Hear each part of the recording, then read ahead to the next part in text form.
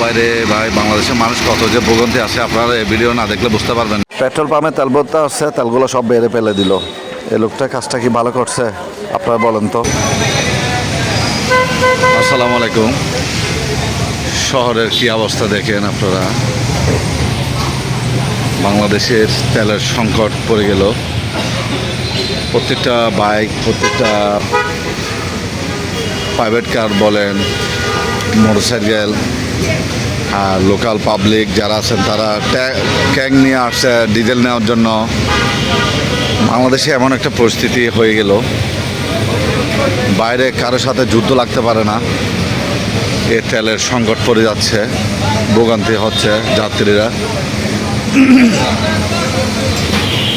সে আপনাদেরকে আমি চিত্রটা একটু দেখার চেষ্টা করতেছি।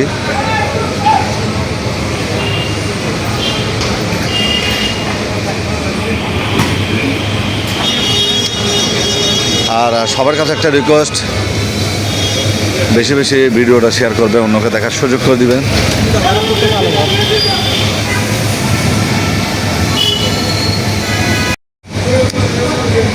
অনেকেও ক্যাংবরে খোসারা তেল নিয়ে যাচ্ছে। আর পাশে আসলাম, প্রাইভেট কারগুলো দেখাচ্ছি আপনাদেরকে। অনেক মানুষ কি যে কষ্ট এই রমজান দিনে, আয় আল্লাহ। আর ভিডিওটা বেশি বেশি শেয়ার করবেন।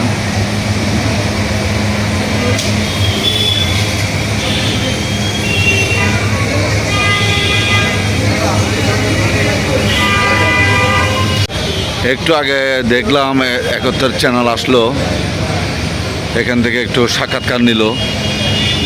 71 চ্যানেলে এগুলা একটু প্রচার করলো, একটু সমস্যার কারণে।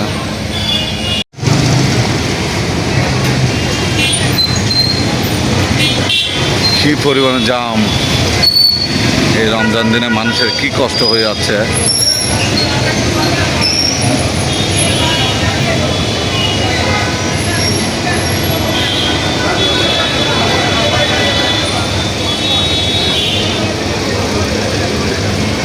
আর ভিডিওটা বেশি বেশি শেয়ার করবেন।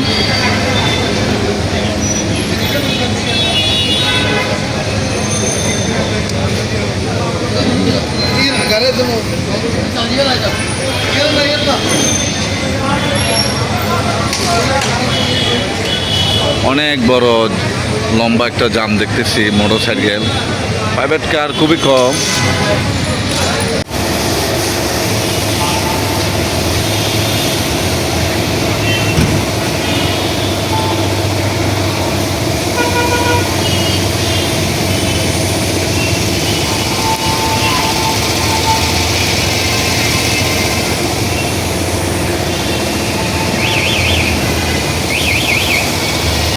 বাইরে ভাই বাংলাদেশের মানুষ কত যে ভোগান্তি আছে আপনারা এই ভিডিও না দেখলে বুঝতে পারবেন না। এই যে মোটরসাইকেল, কত বড় একটা লম্বা জাম। এই বাংলাদেশের তেলের জন্য কী যে কষ্ট হচ্ছে মানুষের ভোগান্তি। এই যে ভাই পাম্প কোথায়, গাড়ির লম্বা কত বড় একটা লম্বা জাম। ভিডিওটা বেশি বেশি শেয়ার করে অন্যকে দেখার সুযোগ করবেন। আপনাদের কাছে এই ভিডিওটা অনুরোধ রইল। বিশাল একটা বড় নয়।